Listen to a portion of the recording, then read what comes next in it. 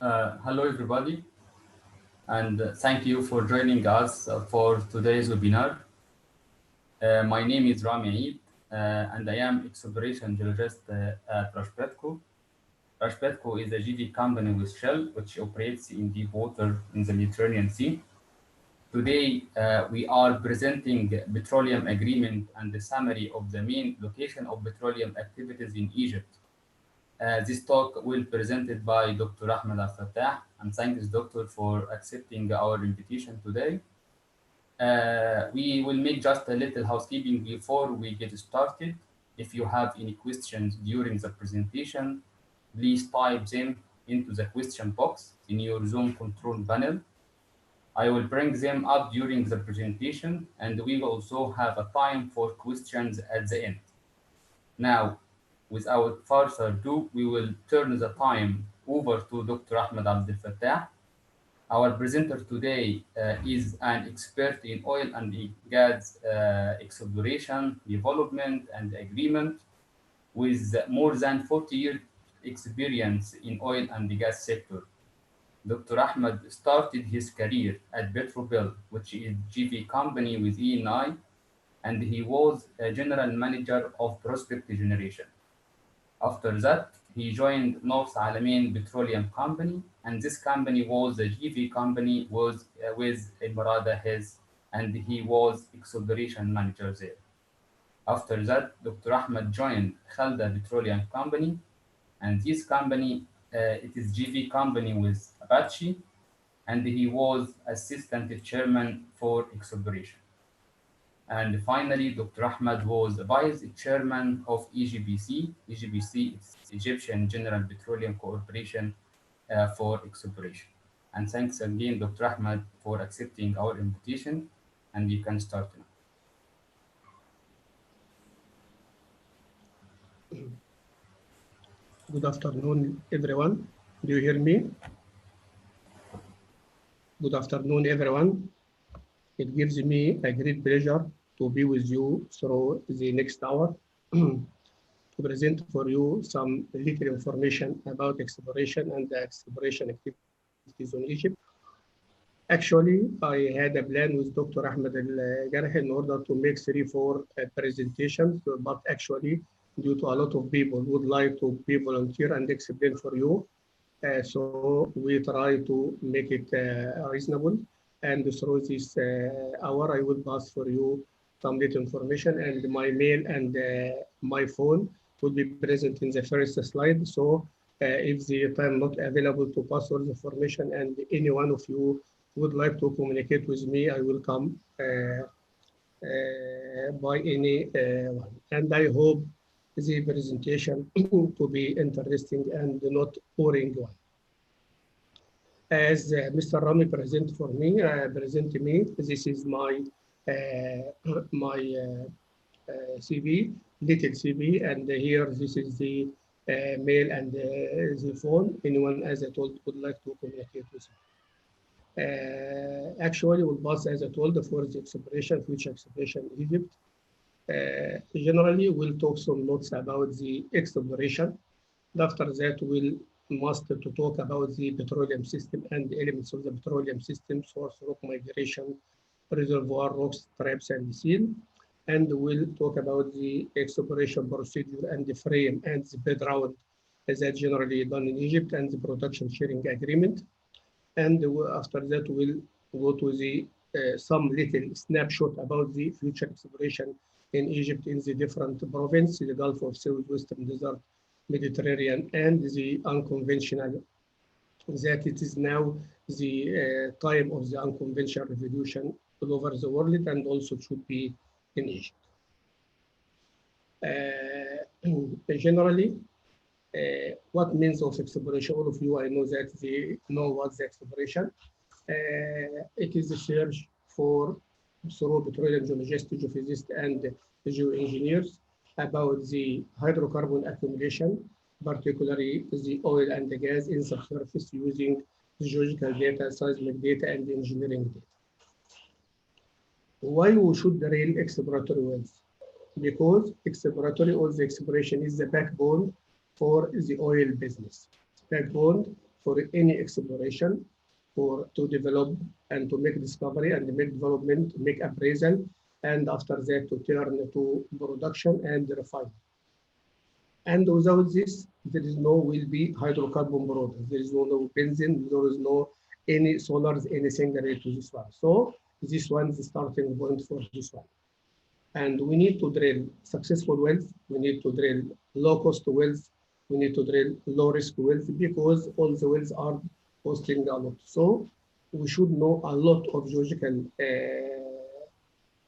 data about any province that we need, about geophysical data, geological data, structure, analysis, everything related to this one in order to evaluate and attenuate the risk and to go to successful wells. Sorry, doctor, could you raise your voice, please?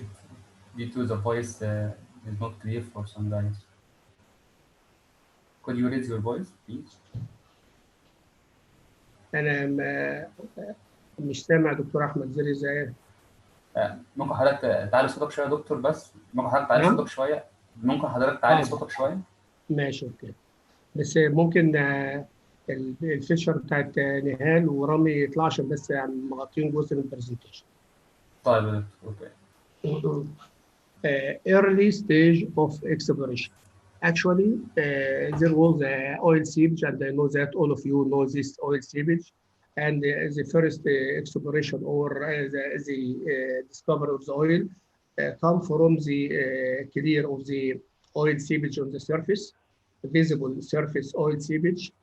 And as the petroleum seepage is a place where the natural liquid or hydrocarbon escaped from the subsurface under low pressure to flow and go to the surface above the accumulation. And all the people work in this one believe that when you find a seepage for area, you expect to find hydrocarbon accumulation below this one.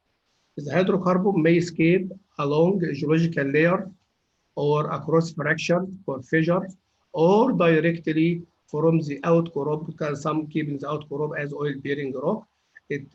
Seeps are quite common in many areas of the world, and it is known since all time since the Paleolithic age.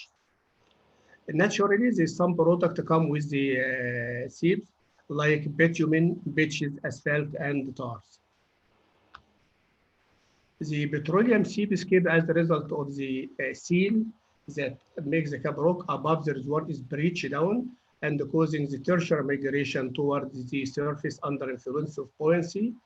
And the seal is breached due to the effect of overpressure adding to the buoyancy force, overcoming the capillary resistance that initially kept the hydrocarbon seal, and also due to the tectonic effect. I just would like to go through easily about the generally history of exploration. The exploration started long time, but through the about the 80s and 70s, it was easy exploration because most of the major structure over the world done during this time, the big structure and the major field. And this is done by simple technology because you go to find some gravity features or magnetic feature through four-way depth closure and just drill, and they come with discovery. And this is happened as example for Balaim Marine field, where the first well drilled in Balaim Marine came with the discovery of Balaim Marine field. Morgan, after 2-3 wells. And this indicated that at that time there were major structure, there was easy play concept, there was little structure, and a lot of virgin structure. Now the matter changed as most of the major structure now explored and exploited.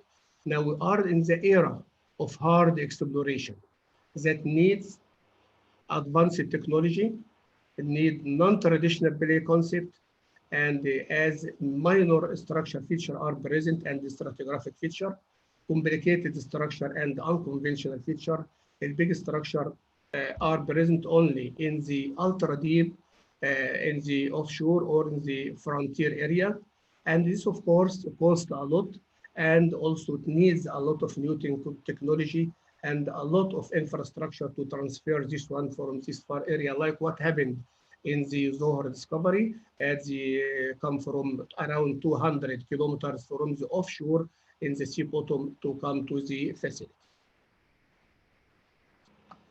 In the area, as I told, the wildcat area, they need a lot of regional magnetic and gravity to reflect some features. And after that, these features, which is called prospect and release, can be entered in details of this one in order to make by seismic interpretation, geological interpretation to attenuate the risk and make the economic for this one. However, exploration depends on the high technology to detect and determine the mapping extent of this hydrocarbon accumulation using different exploration methods. But in oil exploration is expensive and high risk. Some area, as example in the North Sea and the Gulf of Suez, the cost of the well about from 10 to 30 million dollars. Some in the offshore area deep like Zohar, it costs more than 100 million dollars. And of course, it's dangerous to be on risky wells for this one. And in the other side, there is some small companies work in the small wells that cost very little, about $100,000. In order to be able to start exploration and to attenuate the risk and to know large volume of the oil, we should understand first how the hydrocarbon is generated, how much, where, and how is trapped in the basins, and also the accumulated in the possible prospect. The prospect, as I told, is a potential trap that what geologists and believed in this one, and it needs a lot of information in order to define this one with more confident. But before to start this one, the main rule for this one to understand four elements at least, and there is another element, but these are the main four elements. The source rock, the migration of the hydrocarbon from the source rock to the reservoir, and the reservoir rock, and the trap of this reservoir and the sea. This is the sketch clarifying that this is the four-way depth closure. This is the area in the lower part, the source rock, where the hydrocarbon is generated, and in this area, the overburden pressure affecting the basin area, causing the any hydrocarbon to move or oil fluids to move up. And in this part, there is segregation for the hydrocarbons, the gas in the upper part, is the oil and the water, and the separated by gas oil contact, horizontal one, and the oil water contact. And here's the same idea. And where the oil, when generated, it migrated through fault or fracture or fissures to the upper part where the trapped sealed by this one to be collected this hydrocarbon. The source rock is the rock with abundant hydrocarbon borrowed organic matter. When the organic rich rock is subjected to high pressure and temperature, this one like the cooked in the house. When you have this one, should be buried quickly away from the oxygen and under high pressure and temperature, and at a reasonable time, it turns from the complicated organic matter into oil and gas and form hydrocarbons. The source rock are rocks with sufficient organic matter to form petroleum that have been calculated, preserved, and thermally matured. Thermally matured is important point because they could be immature, or thermally matured, or over matured. The most reasonable for the hydrocarbon accumulation is the thermally matured, like as I told, the cooking in the house. If it is more heated, it burns and cannot work, and if it is less, it is not matured, not cooked well. Organic particles are fine. The source rock mostly commonly fine-grained rocks, particles from shale. Other potential source rock are fine-grained carbonates, lime muds. And generally, this sketch shows that the most distributed or most abundant source rock all over the world is the shale, which is about 65%. This is marl, and there is some limestone according to these figures. In the Egypt is some example of source rock in the Western Desert, Abrawash F, Cretaceous age, Khatatba Shale, and in the Gulf of Suez, the most known one is the brown limestone and some Miocene shales. This figure shows that outcrops of some source rock, and the source rock are rich in organic material, decayed plants, and bacteria, providing preserved during burial at the depths of the heat to form the earth's cooked complicated organic matter and turn to hydrocarbon. And this is simple organic rich source rock by thermally matured turn to oil. After the oil is start to drops of oil is formed, they start to move from the source rock to any fracture around it and to migrate from the source rock to the reservoir under appropriate conditions. The hydrocarbons are expelled from the source, migrated into adjacent hydrodynamic permeable rocks. The hydrocarbons need to be trapped in a suitable reservoir. And the timing is very important factor because if any tectonic happened after migration of the hydrocarbon, there will not be trapped and they will be escaped out of the system and they will not be sealed. It is the route from the source rock to the reservoir. The hydrocarbon are expelled from the source by density-related mechanism by as the newly matured hydrocarbon are less dense and the hydrocarbon lighter, so migrated upward due to the buoyancy force because it's lighter and escaped from the high pressure area, which is low to low pressure area. And this is the sketch showing that this is the source rock, and as the oil expelled start to move directly to the hydrodynamic layer beside it and start to migrate part vertically and part parallel with the carrier beds. There are two kinds of migration. Primary migration, as this happened from the source to reservoir, and after that from the reservoir upward to the trap in order to accumulate. If this one not trapped by any way, it could escape to the surface like this one, to escape to the surface, and it will be clear as a seepage area in the surface. Here we can show this is the migration. It could be by any way, through the fracture, through the fault plane, through layers, and even there is some minor fracture can take this oil and going up, or through open structure. And here also show some migration upward through gas chimneys, gas escaping, and through the minor fraction, which is not clear for geophysicists and for geologists. This is the general mechanism. Early generation started to move upward, and here some oil and gas, and after that this is what called the spill point. And as the hydrocarbon more, it push upward till here and till here, and this is the last stage. The gas is accumulated here and displays the oil, and here displays the oil and accumulated this different trapped within specific structure. A reservoir are characterized by two important things, as all of you know, the porosity and the permeability. And here's the hydrocarbon contained in the reservoir, and is porous could be present for sandstone and for limestone. For limestone, it could be reef limestone, it could be fracture limestone, and it could be massive limestone with minor fracture. And the oil collect in the pores within the rock through the open fractures, and also in some cases for the fracture granite to be also as a reservoir. A reservoir, of course, should be permeable to allow the hydrocarbon to flow during drilling the well and to go to the well bore, and the porosity space as between the rock grains in which the oil accumulates. Here, the most predominant kind of reservoir is sandstone. It is about 60% all over from the studied fields. There is also some reservoir in the limestone, as mentioned, and the reef and limestone.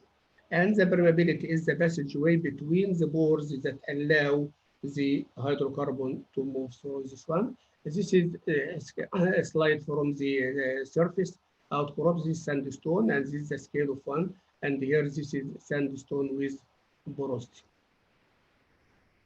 And this reflects a good reservoir. And we take the field feature, the sample, the field types in order to make comparison with this one, with the surface model, with the subsurface model. Here, this is reef limestone, this one and this one. And here is some channelized feature, and this is some gypsum capping, this one, and also some feature from the surface area. This is a sketch for the porosity. This is the matrix, and here this is porous route, that's the route for the hydrocarbon, and here this is passage for hydrocarbon. This is some gas, and this is some trace of cement from the inlet and cementite. Come to this one, the trap and the seal. The trap is a geometric configuration of a structure, stratigraphy, or combination with both, in which the permeable rocks and the reservoir are surrounded and confined by impermeable rocks. If I take for this one is the reservoir. This is the hydrocarbon in the trapped in the top, and the covering this one is a sealed rock, which is nearly zero permeability to prevent the hydrocarbon to escape from this one. The structural trap are common exploration target and the stratigraphic trap due to the lateral facies for this one, this lateral facies, and causing trapping with this stratigraphic trap, and the combination trap like this one is the combination between stratigraphy and structure.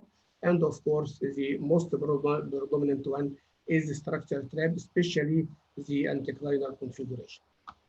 Like this one is the most predominant here with the salted appear stratigraphic feature, and here reef limestone. The seal is like a trap, and it is the layer covering this one. This complete part is that we told, and prevent the will be the cap rock like this one, and here for the stratigraphic, and prevent the escaping of the hydrocarbon from the reservoir. Shale is the dominant cap rock all over the world, in spite as the evaporite is the most effective cap rock. Shale is auto predominant, but sometimes they have manufacture, but shale salt, it's like the plastic one covering the cap rock and the most effective one all over the world. There is some massive limestone or dense carbonate also can work for this one. This is the summary of this one. This is structure trap, and this is the source rock, and this is the migration of this one, and this is general model example for this one. We'll pass to the finish now the petroleum system, and we'll pass to the future exploration and development in Egypt. Before, I just would like to make a small hint about the organization of the Minister of Petroleum in Egypt. As we have here is this Minister of Petroleum, and there is EGPC, and there is Mineral Resources, and there are two major holding companies, which is the natural gas, which are concerned about the activity of the Delta and the Mediterranean Egypt, and here the Ganubi, which is concerned about the southern part of Egypt from latitude 28 to the south, and here, of course, the petrochemical holding company. This is also a not updated sketch about the blocks in Egypt. We can see that the exploration is around 25%, development about 2.1, and here Ganubi, and here the basement around 12.5, natural protractors is about 12.5, and the remaining about 40%. What we can see from this sketch is that and then around 20% of the area is basement or natural protractors, and about 40% remaining not explored. What it means? It means that Egypt is still under exploration. There is a lot of work should be done. So the international company, so the national company, in order to try to explore and to exploit all this one. take a look for this one development area. The updated cannot reach more than 3%. And this indicates that all the activity and all the hydrocarbons just come from about 3%. And we have around 1,200,000 kilometers square covering the onshore and offshore. This is some companies over the world, international and national, that work and partner in the exploration in Egypt. Here, how any company work in Egypt, how can take a look or how can this one. First, there is a lot of international, as we mentioned in the previous slide, national and international company, and there is some blocks open without operator in Egypt. So EGPC or the other two holder company make a study for this one, and they may take a military permit, and after that announce it about the bid round. What is a bid round? Bid round is some blocks, sometimes 10 blocks or 15 blocks. It has latitude and longitude and some coordinates for each block. And after a study, they announced that they could make bid round to award for the company after making offer reasonable offer. The international bid round is published in the newspaper and with the terms and the conditions. And HBC after that opens the data room for the company to share in the bid round.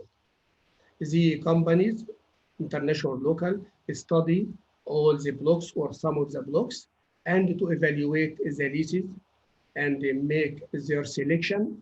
And after that, send submission by the deadline that announced by HBC to HBC or the holder company.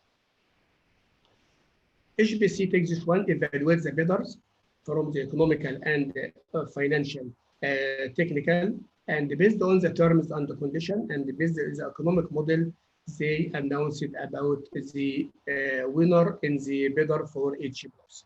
Some blocks, some company take one block, some two, and some not take.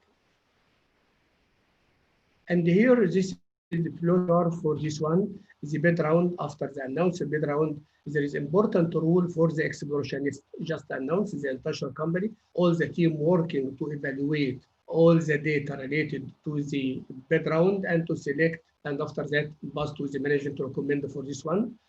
If the winner, they have a winner announcement, they now start to make what's called concession exploration agreement.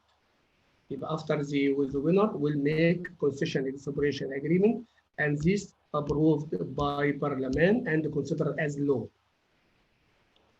And after that, start to work.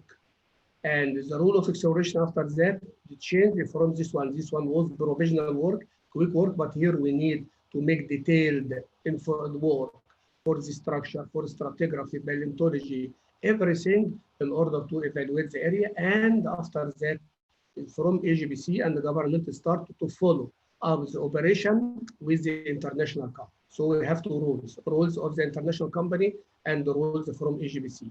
AGBC has the heart of the government and the other of the owner or the contractor of the area. Go to the start to drill after the work and evaluate everything, start to roll. Assuming that the drill is none, is negative, and the drill no, they try another one till the end of the phase 1 or phase 2 according to one. If there is no, they relinquishment and they leave the area. And if it is successful, yes, it make development lease. Development lease related to the discoveries that done. And this one make agreement, what's called development agreement, and this signed by Ministry of Petroleum. We have concession exploration agreement by law and parliament, and development lease agreement by the Minister of Petroleum, and the time frame of this one is 20 years plus 5 years option. And with this one, they start to make a JV company, like example of Karun or Khalda. When we start this one, this happened after the first discovery and the first production from the party. And this one shared between AGBC as a government representative and the investor. And this is the general model of this one: initial evaluation, geophysical exploration, after that re-evaluation, appraisal. What we see here, all this one are the cost of the partner that start to expense for during exploration till this point that he has discovery. After discovery and start to produce, he start to take his money and go so start to get his money. This is sketch I would like to draw. This is one BSA. It's called Production Sharing Agreement, which is applied in Egypt now. There is different agreement, and this I talked with Dr. Ahmed Garh to make a special session for this one. Now we see how we can handle it. But this one snapshot to clarify this one. What is the production sharing agreement? As we told that is a winner done. After that, he become owner, and there is agreement, concession agreement with the partner. For the concession agreement, there are some terms and conditions should be done.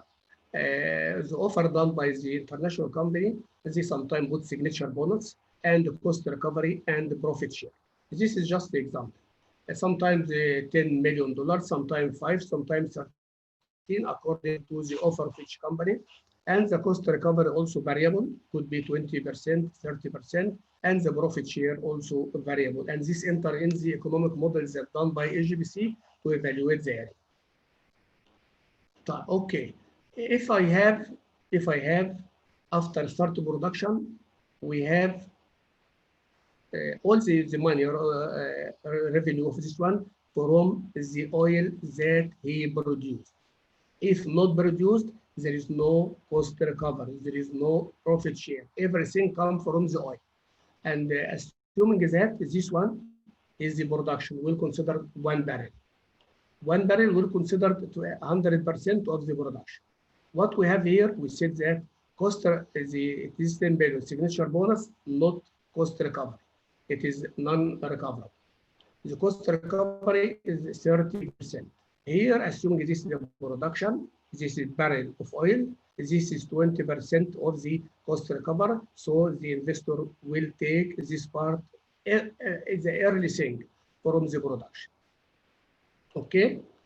After that, become 70%. This 70%, he will take 25% from this 70%, which is equivalent to 17.5.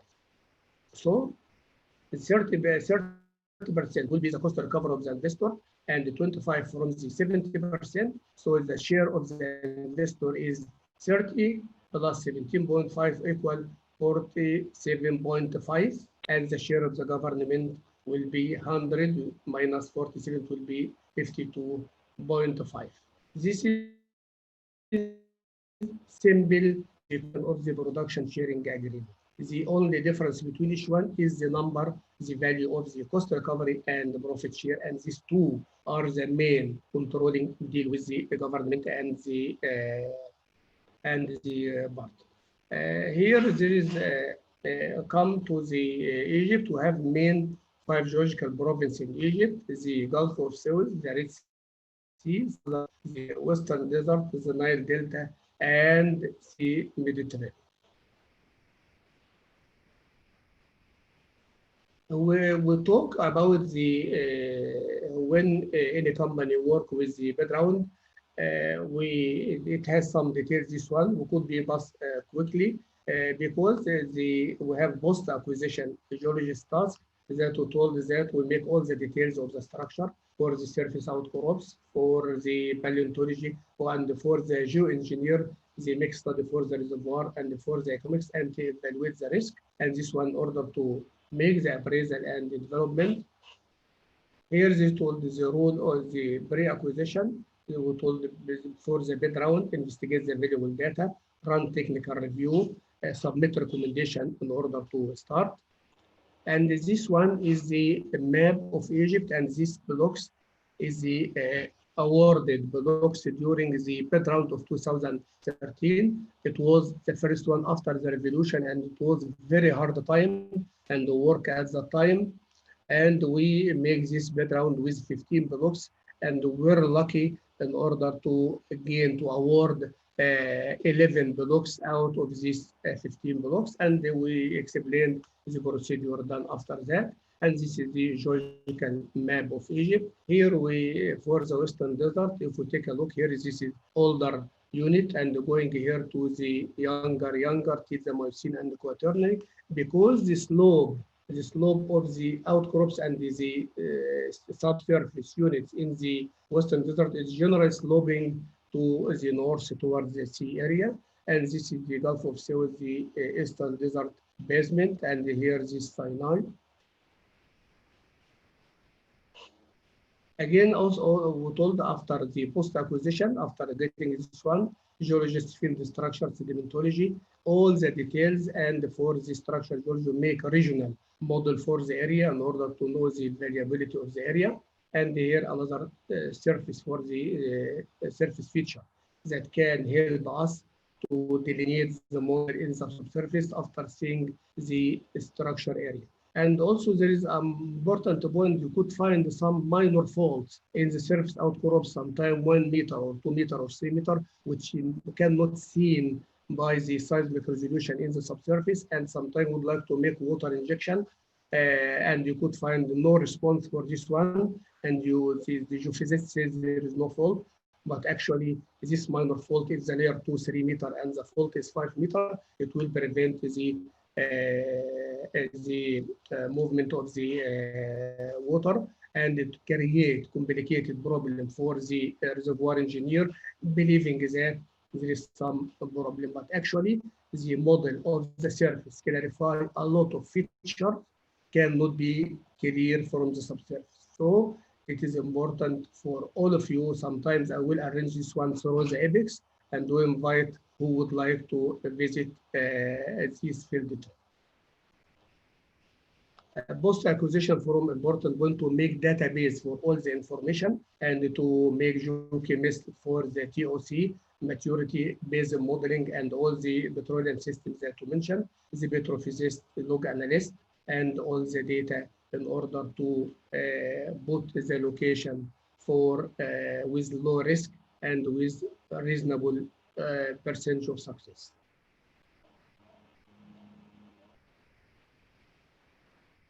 We talk about also the main role of geophysics to make the graph and magnetic, to make seismic acquisition, processing, and interpretation for the 2D and 3D, and in order to come with the mapping feature like this one, this 4-way deep closure ideal structural feature. This is in the 2D in the surface, and here one vertical and one horizontal, and this is tilted fault block. And you can see the hydrocarbon accumulation against the fault, and this fault trapped by this fault.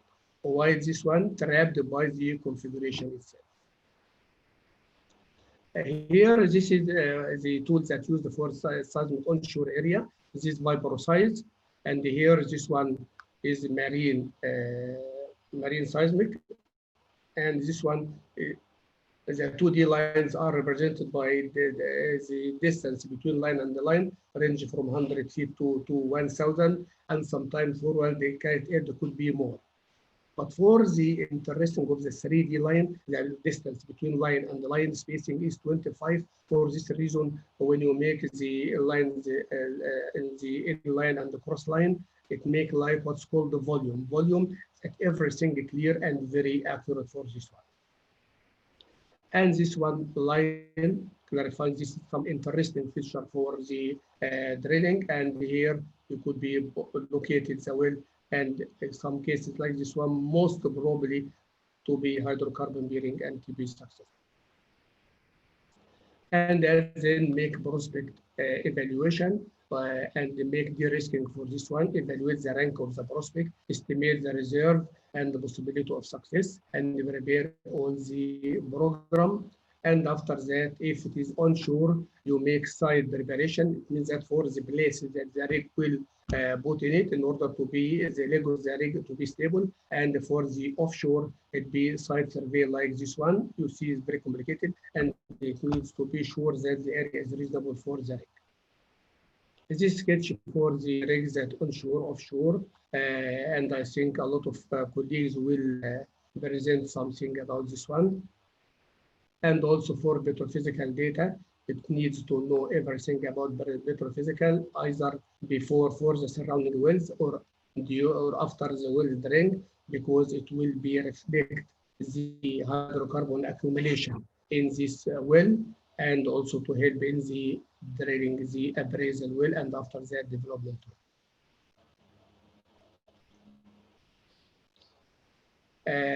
I will go again to the some area in Egypt, some interesting area.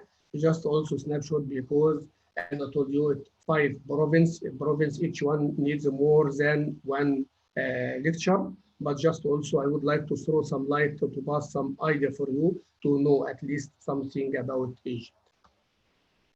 The chance for future exploration and development in Egypt, we have some potential of the mature basin in the Gulf of Suez. We have southern Egypt of the Red Sea. We have potential in the Western Desert, and we have Nile Delta and the Mediterranean exploration. And also, we cannot forget the unconventional resources in Egypt, as I was adopted to be the responsible for this file, and I think Dr. Ahmed Garh also work in this one, because now it become interesting all over the world, and it should be in Egypt, regardless of the abnormal condition for the oil price now. And I think this one not will continue long time, and it be temporary, and everything will be good. And after that, this is your generation, the generation, you are the generation of the unconventional source, and you should do your best to explore and exploit this one for Egypt and for yourself. This is a map, as told, this is a general map for the background to 2013. This is Mediterranean. This is the prospect that there is a block that in which Zohr field was discovered, and this different area in the Western Desert, some explored and some still under exploration. Generally, in Egypt, there are this is two major area. The northern part, it's called the Syrian Arc mobile belt, and the southern one is stable. This one is more tectonic active, more complicated. This one is less tectonic active. And here, this is unstable area, and this Syrian Arc. This map, I referred by this arrow to the area that is still virgin and under exploration. As example, Red Sea. Red Sea, till now, there is no one discovery in the Red Sea, so it is important, potentially important to work in it. And in the last bit round, the 3 blocks were awarded for 3 international company, but till now, not the parliament not signed this one. And also the southern part of the Western Desert and the Western area. For here, Gulf of Aqaba, I did some work in it, and there is some interesting features. And also the eastern part of the Mediterranean. And here, the western part is very virgin area. No wells drilled in most, about half of this Mediterranean, no wells drilled in this one. And it needs a lot of work and needs a lot of activity. We'll start a little about the Gulf of Suez. Gulf of Suez, I know most of geologists know and read a lot about this one. It is one of the most famous all over the world. A rifting system, very attractive one. Either the subsurface and the surface. A lot of surface outcrops are very interesting. I went to this area of Arab Dorba more than 100 times.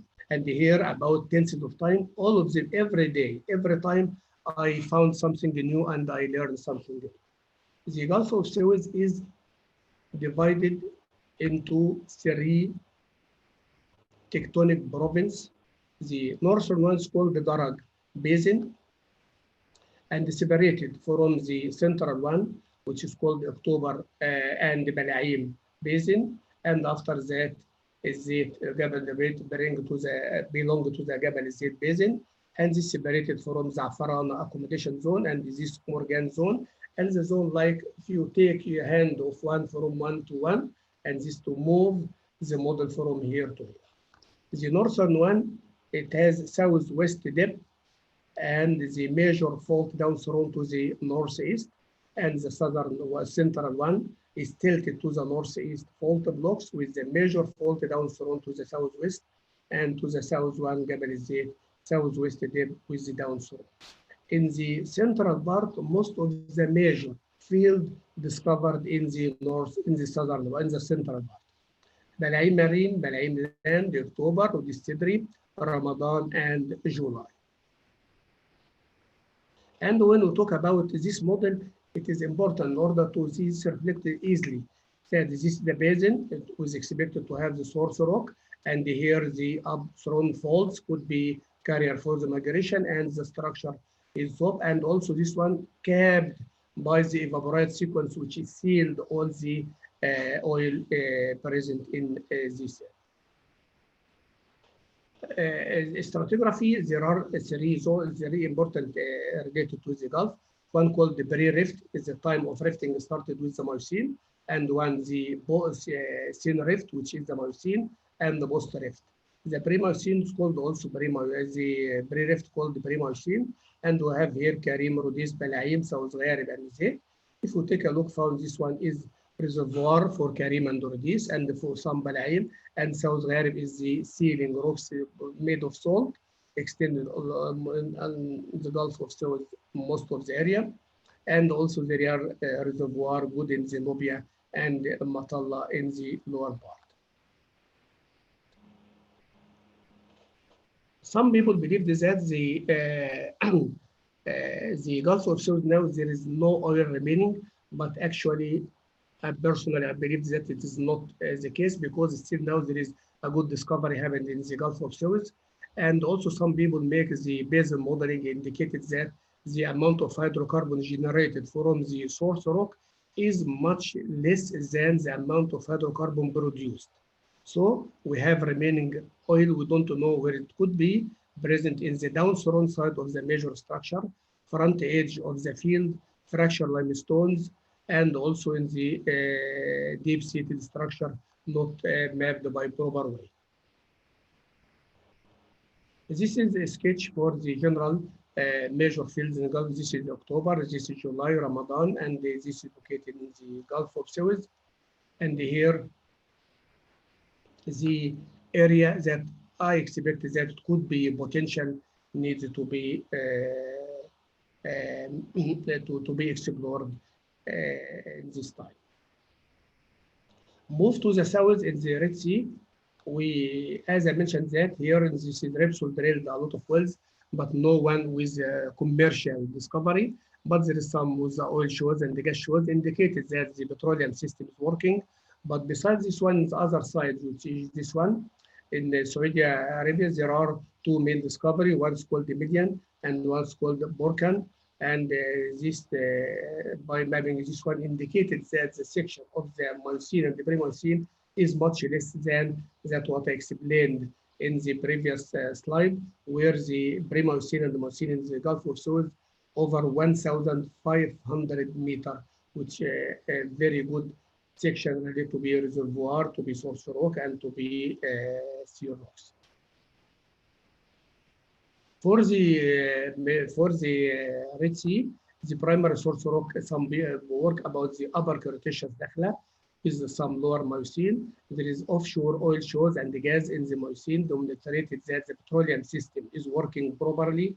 Regional geological mapping shows extensive carbonate-rich Dakhla shale. Onshore coal dominated that presence of TOC and the high hydrogen index value. The 3D basin modeling shows that there is oil column in some wells. A reservoir, there is a reservoir for Karim and Nokhul.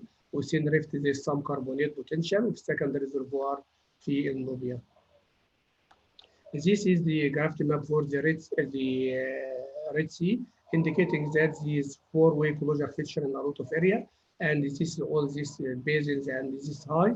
And I think by working properly by international company, we expect, inshallah, to find some great discovery for oil and gas in the Red Sea.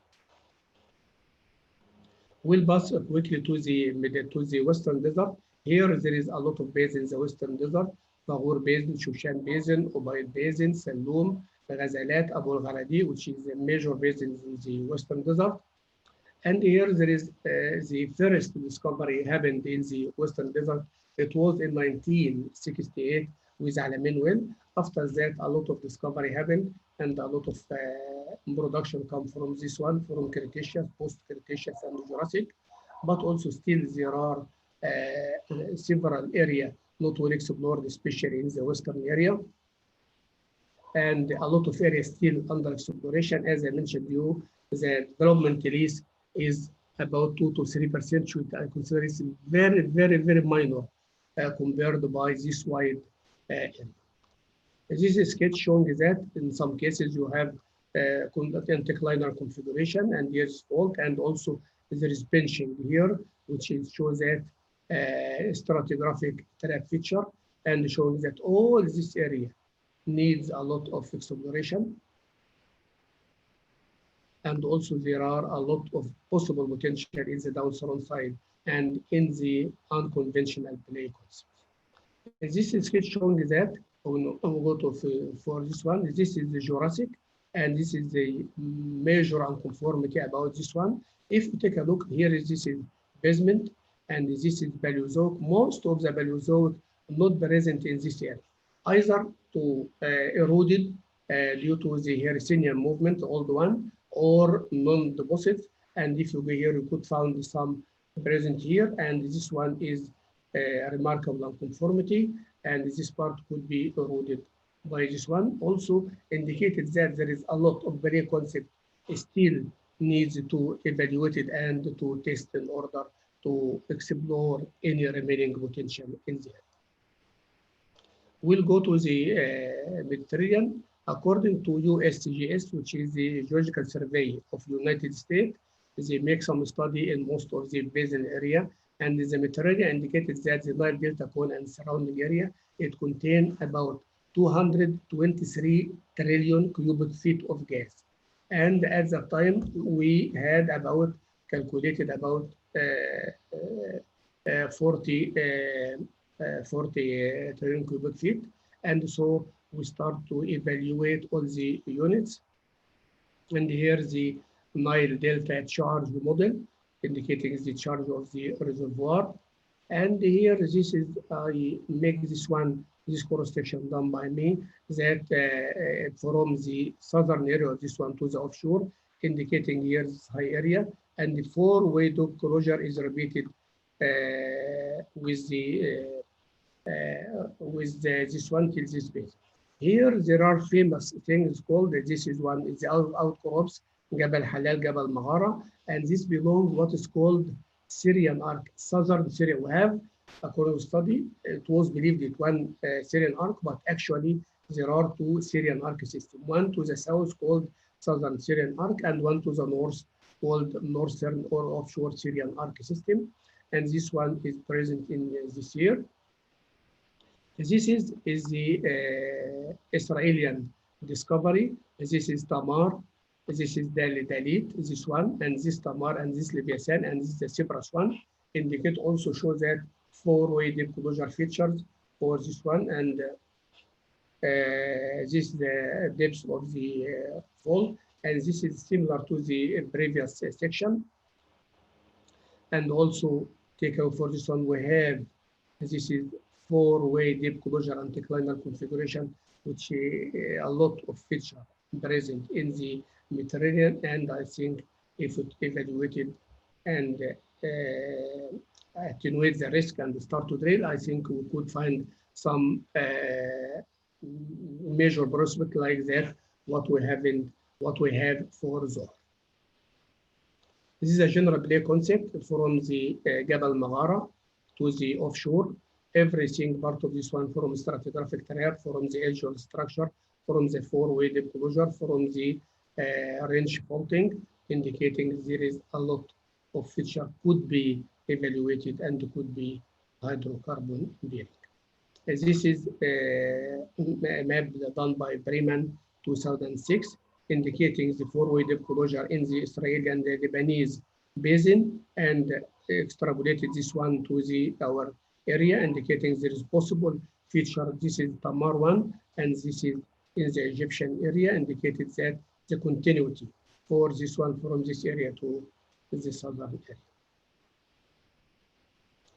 Before I close my talk, I just would like to pass hint about the unconventional resources in Egypt because I will tell you two small messages related to this one.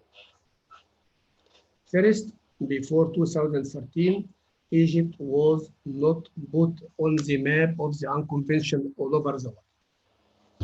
And this is the first map of this one. And during this time, we had a big team from the national company like Khalda, Arun, Agiba, Badruddin, and the EGBC to study the unconventional of Egypt. And we found a lot of area, tight sand, shale gas, a light tight reservoir.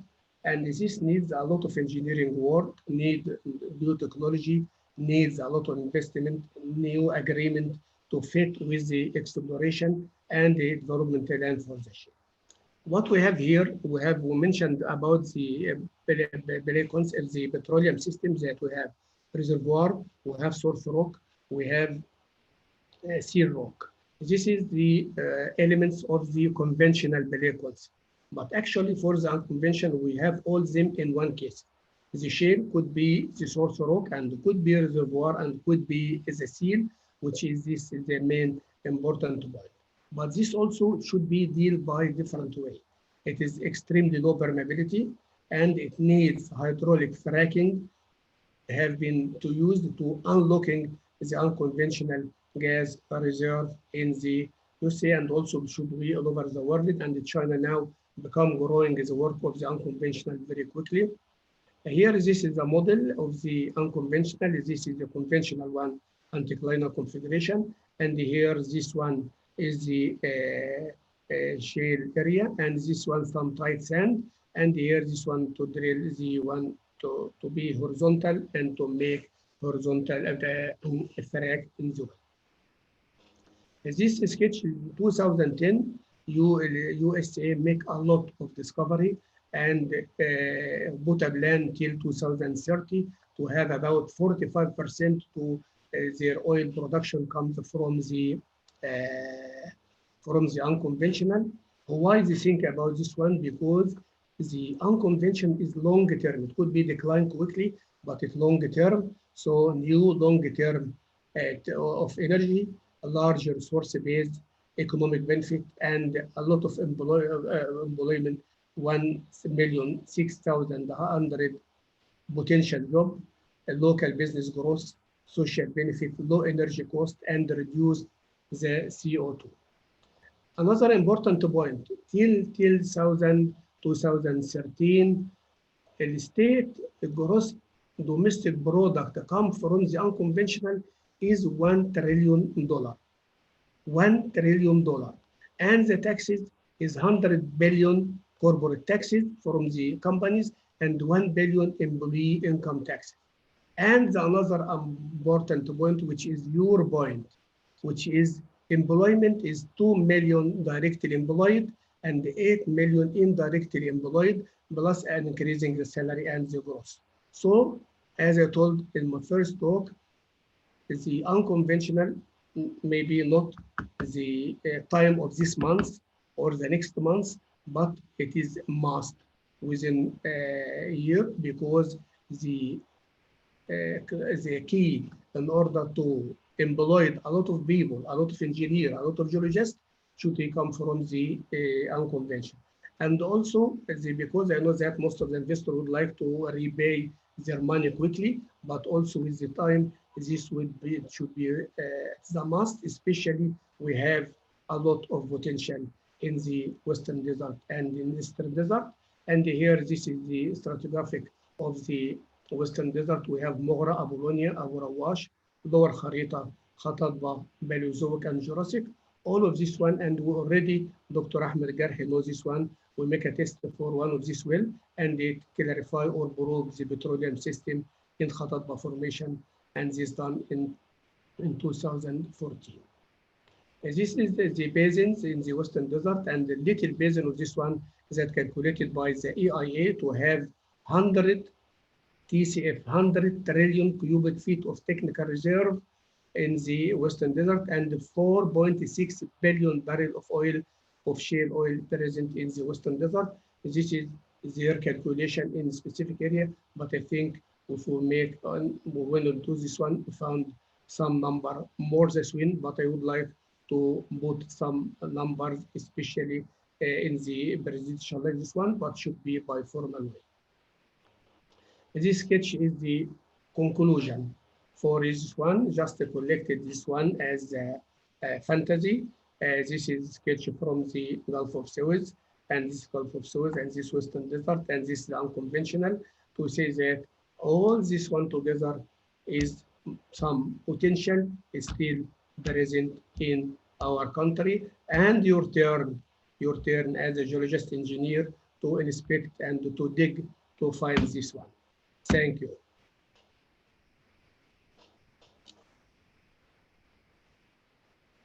Thank you, all of you. Thank you, Dr. Ahmed.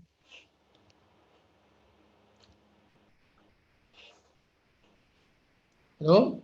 Thank you very much, Hello. Ahmed. I believe Rami Thank you. will join us and introduce some questions for you.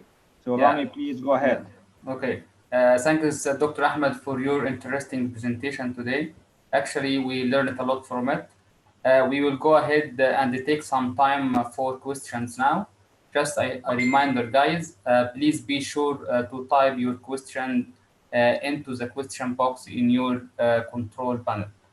It looks like that we have a lot of questions, and I will start by question number one. Zishan asks, what is the commercial value of oil seepage, Dr. Ahmed? Actually, if this oil seepage is small, it has no commercial value, especially if in order to start to use it, it should be through governmental issue. But if there is some people working this one, they can take this one, even 10 barrels, 15 barrels could be worth this one. In order to turn it to commercial, for each company, which has its own concession in this area, it should explore around it, even by making core holes, and it could be find some interesting area. In some area in the Gulf of Suez, there is some tar sand very close from this one, and extend for long area, and I recommended before for this one order to study and to work, but actually they go some steps, but not completely this step. Okay, Dr. Ahmed. And Isam asks, what is the main reason for making hydrocarbons to migrate from the source rock to the reservoir? Like, can you repeat again, Rami? I don't hear quite good. What is the main reasons for making a hydrocarbon to migrate from the source rock to the reservoir? Actually, this is one of the most complicated point. But if you take a look for layer, which is the source rock, okay? Source rock have a boundary from upper part and lower part, and when subjected to temperature, and they turn the complicated one from the organic matter, turn to drops of hydrocarbon, some of them very close from the border. So it starts by the exerted pressure on this one to escape from the high pressure area to low pressure area. And this is the first one. And also when there is some fracture, so by buoyancy force, it starts to move.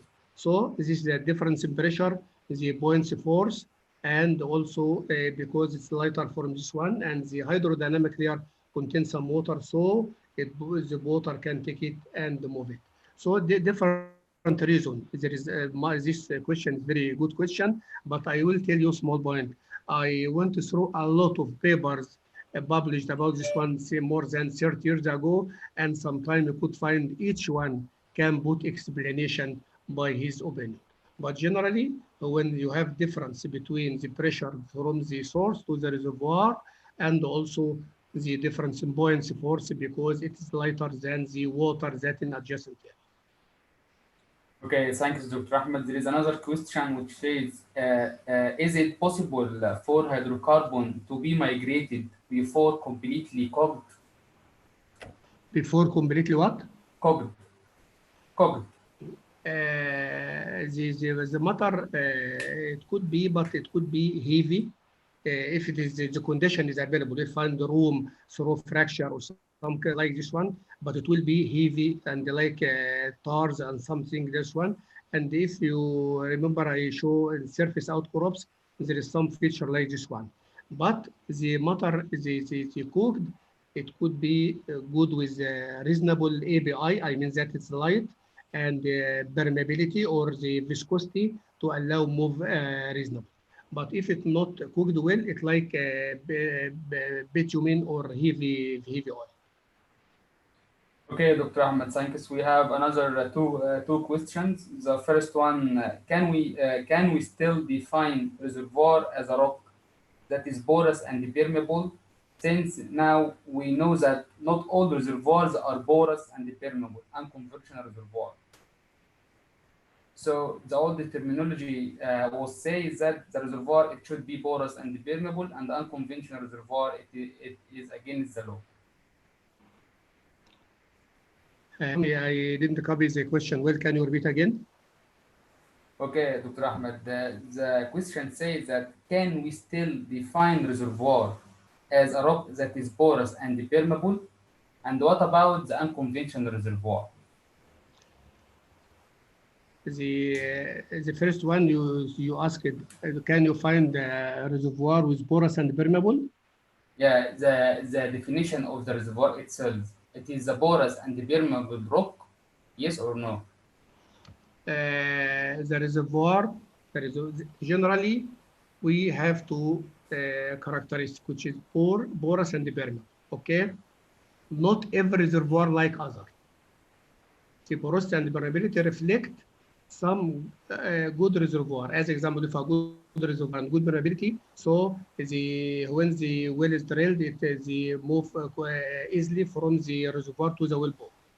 But sometimes you could have a reasonable reservoir and bad permeability. Why? Sometimes you could have cement. If sometimes you have not connected feature, so this one can improve by some cases like frac, and this can improve this kind of permeability. And this is the hydraulic frac, one of the best things that improve the production from the tight and the semi-tight reservoir. Okay, the second question, what about the unconventional? Yes. About as porosity and permeability? Yeah.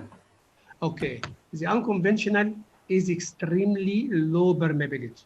Sometimes if the ground that you stand on, you could push the ground below. This is some cases for the unconventional with very low permeability.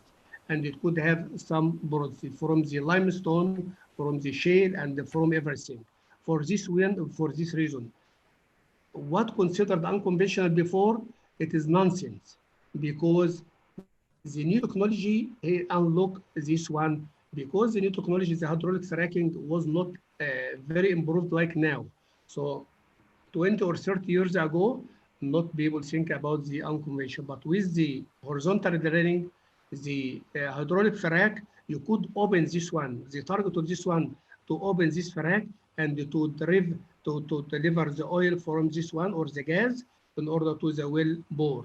And the good point for the hydraulic frac, you can make multi-stage of frac along the big distance. And this like you compensate by this one by 10 or 12 or 13 wells like that, you drill this one by one stage of multi-stage frac. So it opens this one, it improves the permeability, and it brings the oil that cannot come. We go to the oil inside the formation and make the frac and withdraw this oil or gas. Okay, thanks, Dr. Ahmed. The last question is, what is the relinquishment? Sorry, the question was clear? The answer was clear? Yeah, doctor, it was very clear. So, Dr. Ahmed, the last question is, what is the relinquishment? What is? relinquishment. relinquishment. مش سامع والنبي يا مكان يعني صوتك. relinquishment. Relinquishment. We told that when the company is awarded after succeeding in the bid round, it is awarded the block. Awarded, it means becomes the owner of the block. Okay. It is owner of the block, but as a rental under condition. What is this condition? To expense the money, to make drilling, and to make discovery. Okay? We give you the blocks in order to make a discovery. If you don't make a discovery, we'll keep it in our hug, or what we do? We generally give a chance. As example, 3 phases of concession. Number 1, 3 years. After 3 years, this is phase 1 is finished, and they make relinquishment of 25 to cut down, to take from this area, if it is 60 kilometers as example, after phase 1 without discovery, we deduct or cut from it 25%. It means to deduct 15 kilometers square from this 60. And after that, if continue phase 2, and without discovery, deduct another 25%, relinquishment 25%, to cut 25%. And after that, if the last phase without production, it is called forcing relinquishment, to mean that the HBC takes the area from them to let them to leave the area for HBC. Okay, Dr. Ahmed, it looks like we have covered the most of the important questions. Dr. Ahmed, is there anything else you wanted to cover before I wrap up? Just I thank you, all of you. Thank you, all the attendees, all the audience. Thank you for Dr. Ahmed. And I consider this a good chance. I would like to pass more and more information for our colleagues. And just I tell them again, my phone and email are present in the presentation. If anyone would like to communicate with me for any explanation or anything, welcome and appreciate if anyone asks me. Thank you. Dr. Ahmed, before you leave, I have one more question for you, if you don't mind. Is this not allowed for you, Dr. Ahmed? Yeah, so do you have a problem sharing the PDF with the students? A PDF from your presentation with students? I have... Think about it and let me know. I have constrained, Dr. Ahmed. Okay, no problem, sir. But if I need another wing, I can make presentation. But generally, I will try to make selection for this one and the bus for them. Okay, this is a good solution. Thank you very much. It will be not like exactly, but we'll deduct because there is something confidential right for them, and I will pass for you. Okay, this is fair. Thank you very much, and have a wonderful day, have a wonderful evening, have a wonderful night for everybody. It depends on your location in the globe, and see you in the next webinar. Thank you. You are welcome, Dr. Ahmed. Thank you. Yes, thank you, everyone.